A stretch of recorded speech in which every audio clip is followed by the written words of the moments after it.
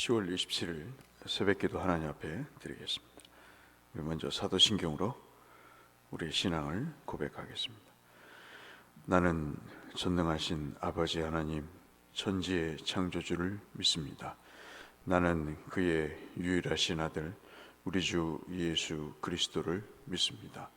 그는 성령으로 잉태되어 동정녀 마리아에게서 나시고 본디오 빌라도에게 고난을 받아 십자가에 못 박혀 죽으시고 장사된 지 사흘 만에 죽은 자 가운데서 다시 살아나셨으며 하늘에 오르시어 전능하신 아버지 하나님 우편에 앉아 계시다가 거기로부터 살아있는 자와 죽은 자를 심판하러 오십니다. 나는 성령을 믿으며 거룩한 공교회와 성도의 교제와 죄를 용서받는 것과 몸의 부활과 영생을 믿습니다. 아멘. 357장 한번 찬송하겠습니다. 찬송가 357장.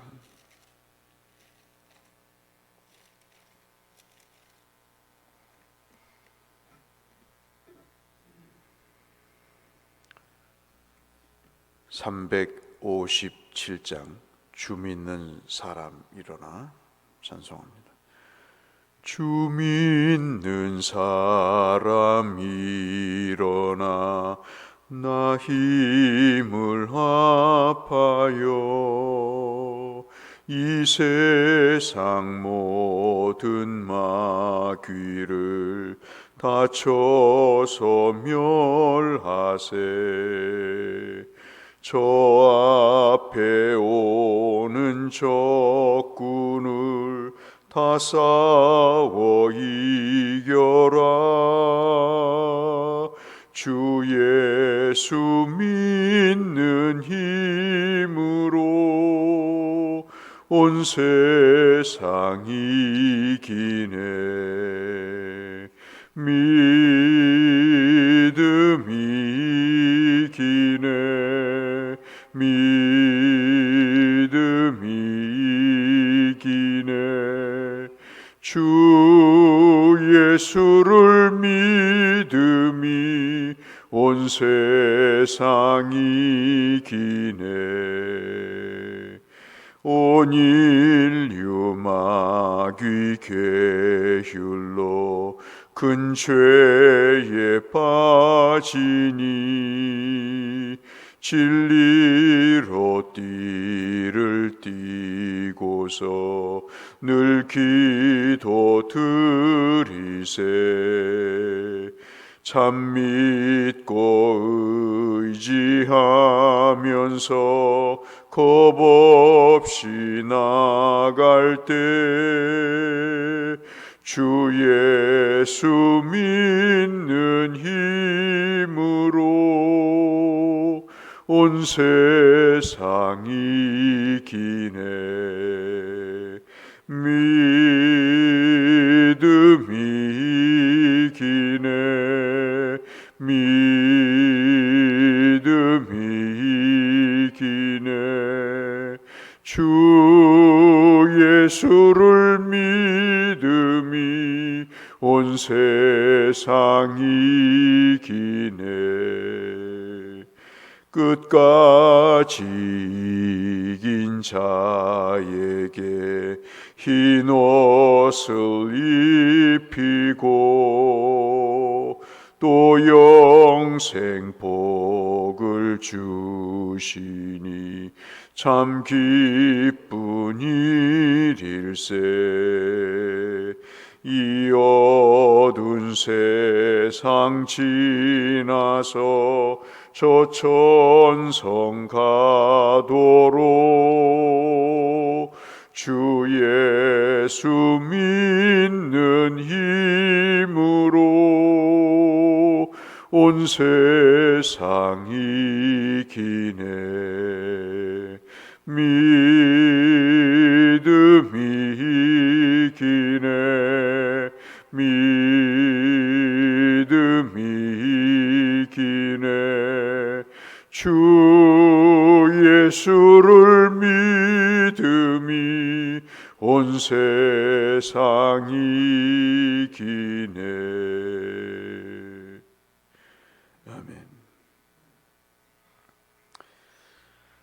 오늘은 누가복음 5장 말씀을 잠시 보겠습니다. 누가복음 5장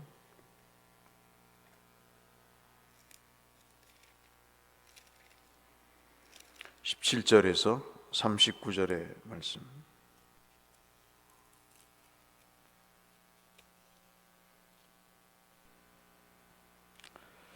누가복음 5장 17절에서 39절의 말씀. 오늘 성경 통독 범위는 누가복음 5장에서 8장이 되겠습니다. 17절부터 읽겠습니다. 하루는 가르치실 때 갈릴리의 각 마을과 유다와 예루살렘에서 온 바리새인과 율법 교사들이 앉아 있는데 병을 고치시는 주의 능력이 예수와 함께하더라.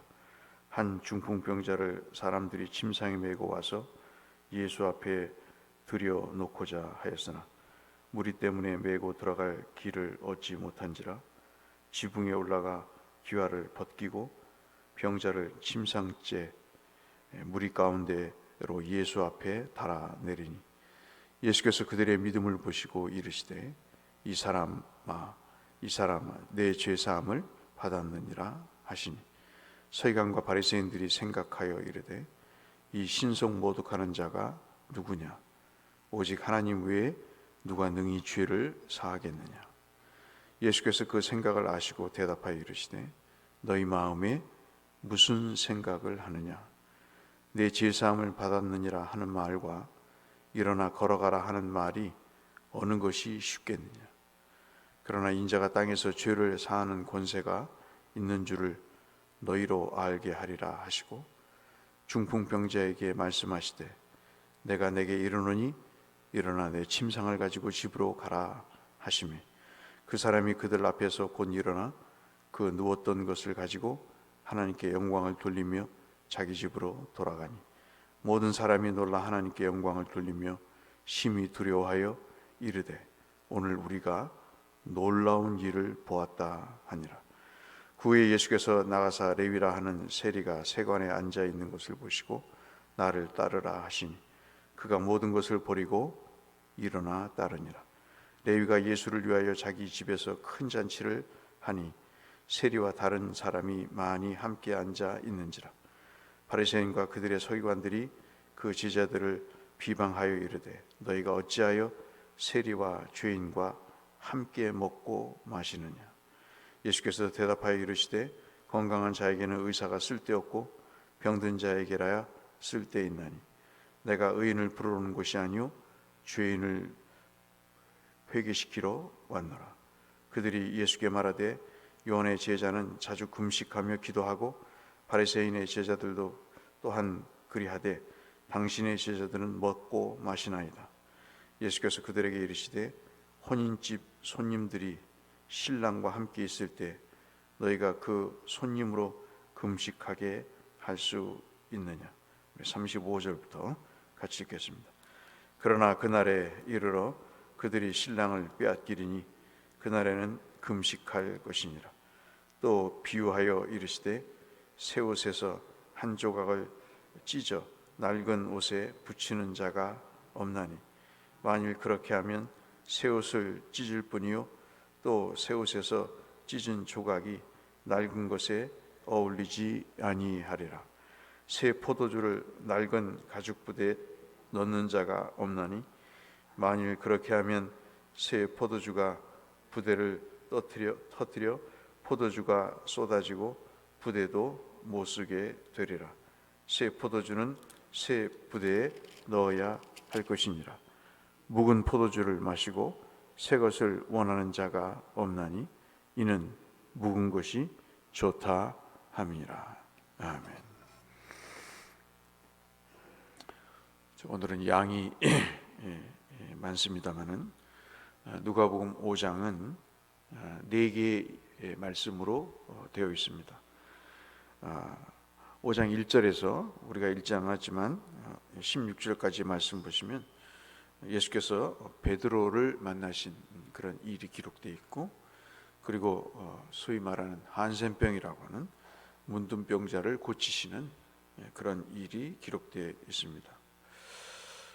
그 베드로를 만나시거나 한센병을 고쳐 주시는 이 이야기는 공통적으로 자신들의 경험을 내려놓는, 자신들의 고집과 편견을 내려놓고 예수님 앞에 간절히 엎드렸을 때 은혜가 주어진다는 사실을 말씀을 하고 있는 것이죠. 오늘 17절부터 읽었던 39절까지도 같은 맥락입니다. 그러니까 5장에서 주시는 말씀은 은혜를 받는 길은 다른 게 없다는 거죠.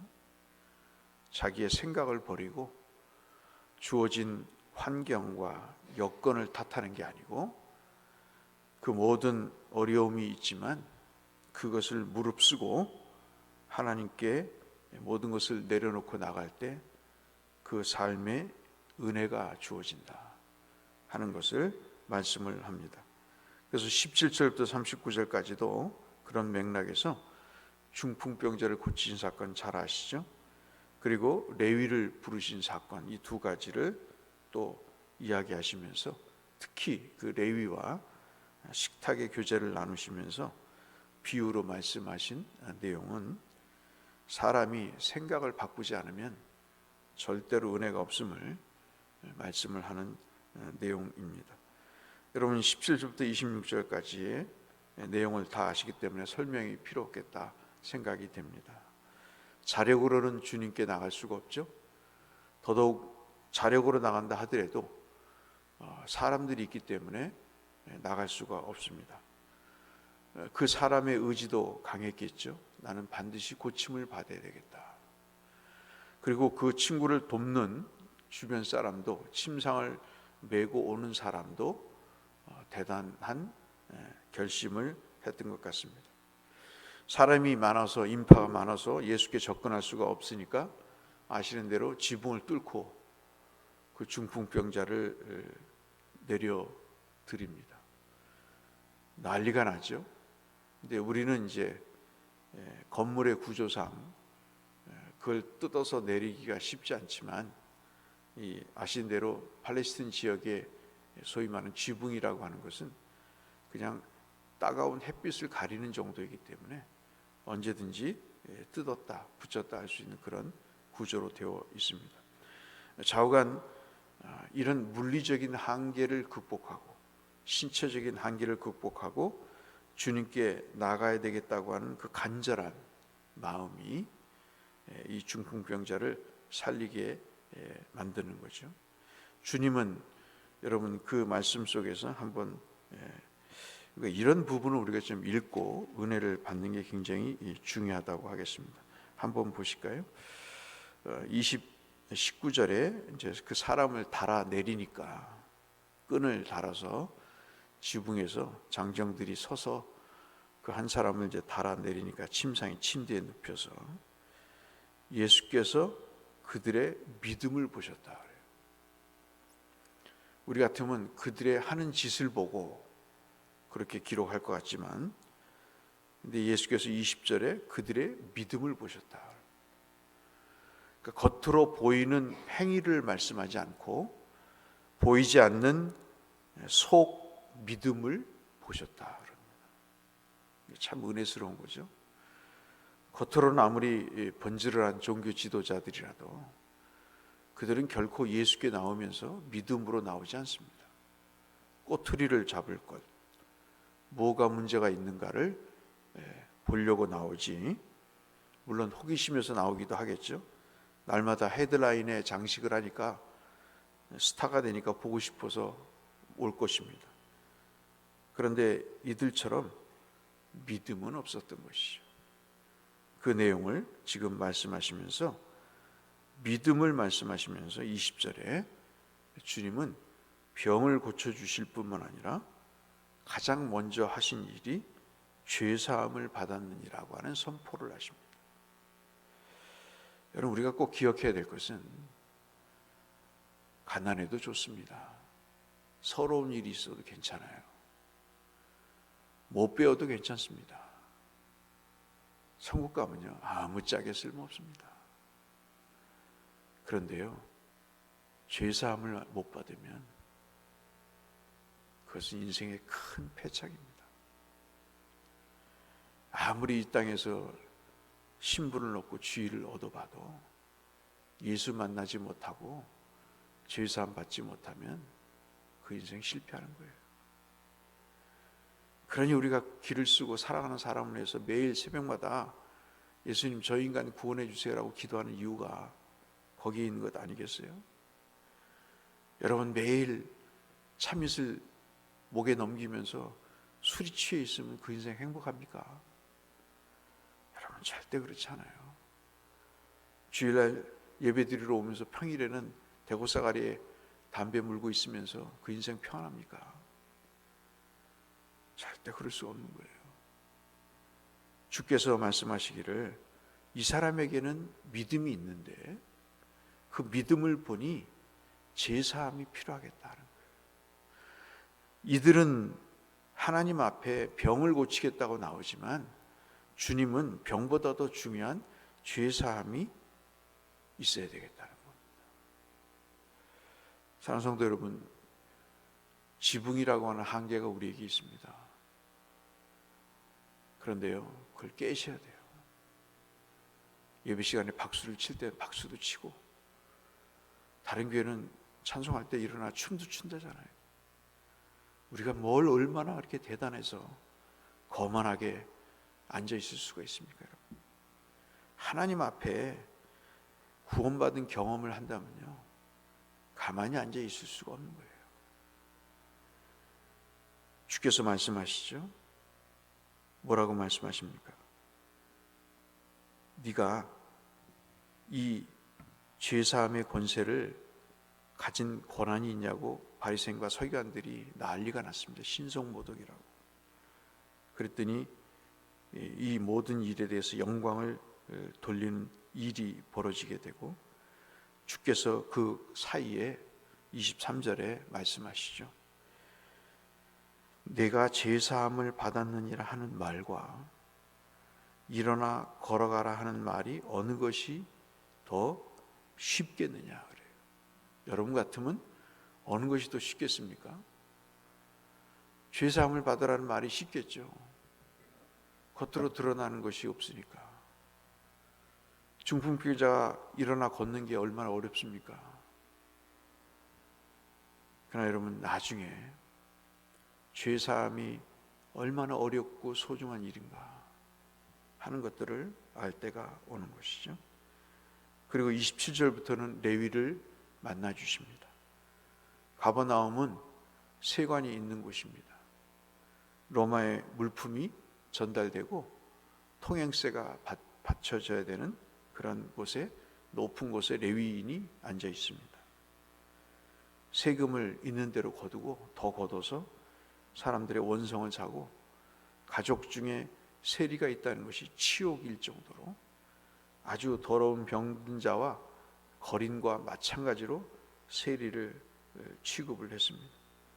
그 세리를 어느 날 주님이 찾아오셔서 나를 따르라고 할 때 세리가 일어나 모든 것을 버리고 주님을 따랐다고 28절에 얘기하고 있습니다. 누가 더 참 짓궂죠? 일부러 모든 것을 버리고 일어나 따르니라 그랬습니다. 이 사람도 자기 한계를 깬 거죠. 여러분 돈의 한계를 깰 수 있을까요? 돈 없이도 살 수 있다고, 돈보다 예수가 더 중요하다고 얘기할 수 있을까요? 요즘은 모두가 다 돈 하며 살아갑니다. 그런데 이 사람은 참으로 중요하게 여겼던 돈을 깹니다. 아마도 다른 문헌에 보면 자기가 세리로 있다는 것에 대한 마음에 굉장한 자괴감이 있었던 것 같습니다. 인생이 이렇게 살아야 되는가? 이렇게 비난을 받으면서 살아야 되는가? 하는 것에 대해서 내가 어떻게 살아야 잘 사는가에 대한 고민이 그에게 있었던 것 같습니다. 그래서 모든 것을 버리고 주를 따르며 그 일로 인해서 주님에게 큰 잔치를 베풀죠. 제자들이 예수님이 어울려서 그 모든 찾아온 사람들이 다 보니까 죄인과 그리고 세리들과 함께 먹고 있는 것입니다. 이것을 보고 유대인들이 조롱을 합니다. 어떻게 더러운 죄인과 세리와 같이 밥을 먹을 수 있느냐? 당신은 제자들은 유대인이 아니냐? 당신도 유대인이 아니냐? 어떻게 죄인들과 밥을 먹을 수 있느냐? 유대인들은 1년에 한 번씩 금식합니다. 하루를. 대속죄일이라는 날에 금식을 합니다. 여러분 언제 금식해 보신 적 혹시 있으십니까?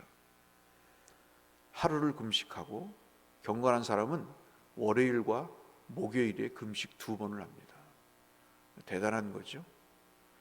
그런데 어떻게 죄인들과 같이 먹으면서 금식을 하지 않느냐?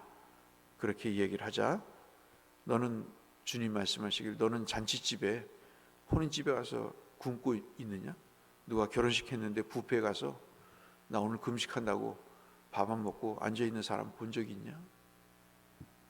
그때는 기쁜 날이다. 그러나 그 신랑을 맞이하지 않은 사람은 그 때문에 금식하게 될 것이다. 그날이 오게 될 것이다. 주님이 말씀하시면서 이 답답한 친구야, 새 옷을 찢어서 헌 옷에 붙이는 사람을 봤냐?